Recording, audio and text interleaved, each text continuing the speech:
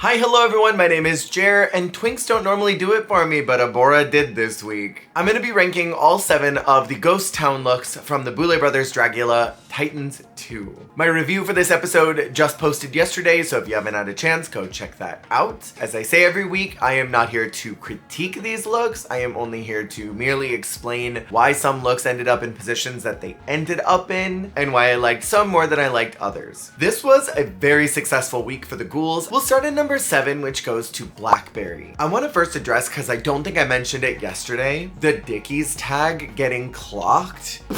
But it's kind of the same thing as Frankie in season 1 having a big logo on the back of their final photo, that sea creature that they had to do. Go listen to my weekly podcast. We covered Dragula on Halloween. At the very end, my sibling clocked it, and it was so funny because I never noticed it. I think the reason why Blackberry is low is because I simply have no idea why they died. I see the grave, I see the skeleton, but I don't understand why. What did him in? I know in her story she said she just decided to lay down with this beautiful skeleton. I don't know if that's enough for me. I love the big grave on the shoulder. That is so eye-catching. And I love the moss on the rest of the look. There could have maybe been more to elevate this. I don't think it's bad though. I love the blue makeup because I love a blue palette for a spectral entity. I just don't think this was pushing it far enough for me, so it ended up in the bottom of the pile. In number 6 is Eva Destruction, and I put them here for kind of the same reason of Blackberry. I don't know why Eva died. I don't know how Eva died. I love this prospector in this universe. I love that they're here panning for gold, the side of the face being half gold,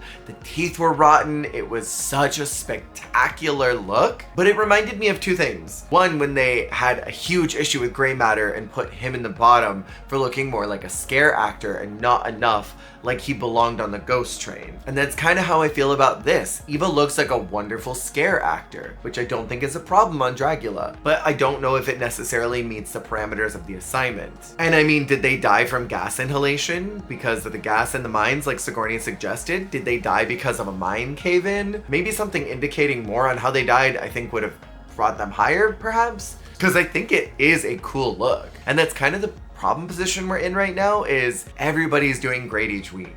In the number 5 spot is JK. I love this look, I really do. I just don't know if the look is super editorial. Not that it needs to be, but I just don't think it photographs well. And I don't know if this body positioning was the most flattering for the look. I love the shredded chaps. I love the white palette. It's definitely reading Ghost in a very cartoon, comic book kind of a way, and I love that. It makes my brain tingle. I love that big hat that's over the face. It's giving me a little Vivi vibes from Final Fantasy. There's a cartoon character that I'm specifically thinking about that wears a hat over their face. They're a bank robber, which you normally think about those ski masks that go over the face, or like those beanies, right, with the eye cutouts. So it's kind of giving that, but translated through the hat, which is brilliant. It's big brain. I think he looks fun. I love the bandolier of bullets. I just think Jay looks really cool. And I think it's very clear and obvious what did them in. Robbing the bank. In the number 4 spot is Jiario. First off, ACAB, even in the Wild West. I really enjoy this sheriff look. I think the only thing I'm not wild about is the shoes. I think they look oddly clean for the rest of the look.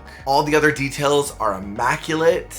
I love the gray palette of the costume and the makeup. That arrow right through the chest, and the performance of it luxuriating and gooning over the death was just kind of next level performance that I love. I kind of love that the sheriff star is in a non-traditional placement. That's sort of couture to me. The chaps over those jeans are an orgasm eye moment.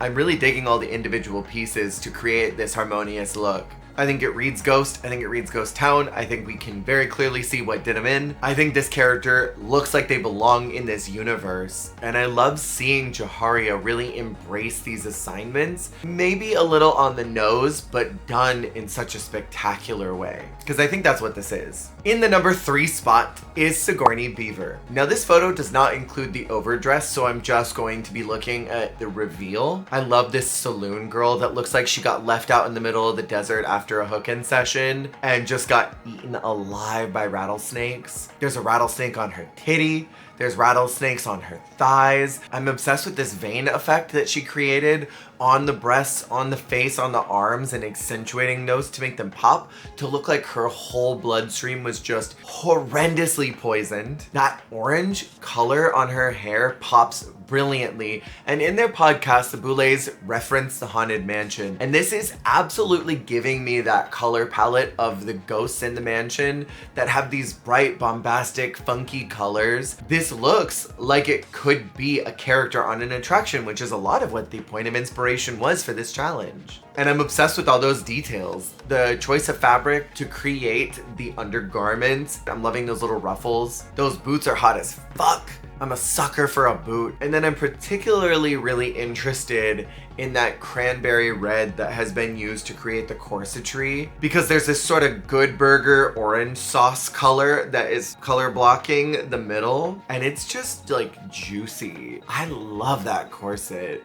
It was a great look. It was a great performance. Sigourney was definitely casting spells this week, and I think she's starting to emerge a lot at this point in the competition, and I hope she continues to soar. In the number 2 spot is Cynthia Doll. We can talk all day long about the performance not working, but this look is working. Overtime. It's clocked in. It has been clocked in. It got here before all y'all motherfuckers clocked in. I'm obsessed with the concept of a snake oil salesperson because that is so symbolic of this era. Catch that detail of the sign. For coughs, colds, asthma, consumption, whooping cough. And then that other sign that's attached to it that says the miracle elixir. What an incredible detail to include onto this costume. Like, there was clearly thought and preparation and work that went into this. I love this snot green color that is all over the costume coming from the elixir, like this snake oil salesperson just drank too much of their own sauce. The snake that's coming out of their head. All of the details are working, and I don't even care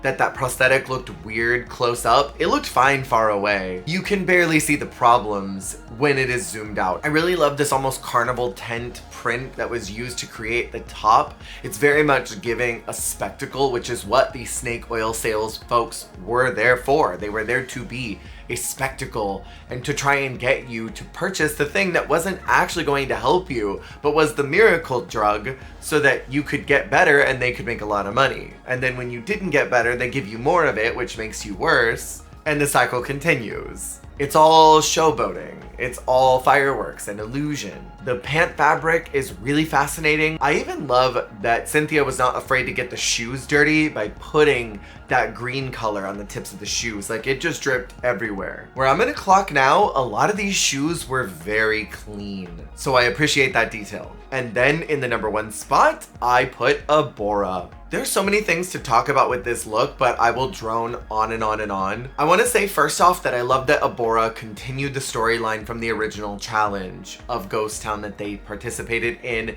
and that they did the opposite end of the character. I love that they went still in this kind of Steamboat Willie aesthetic, the blacks and the whites, and didn't stray away from that. It looks graphic. It looks like it popped right off of a Wanted poster. Those big pistol props is such an interesting visual moment. I love the proportions of those pants. Just seeing Abora exist and thrive in this world again and come out of this fantasy world that Abora creates in is cool to see. I'm really glad the Boulets brought them back, because this time on Titans, I think that they have soared in a way that we have not gotten to see, and we're seeing an evolution of growth from Abora that just continues to get better and better every week. I love the artistry of this hat. It looks custom, and that's super important, I think, in drag, is for everything to look custom. I love the star shape, that it's not perfect, and all of the edges and lines of this are not perfect. Like, it looks like it was hand drawn by someone.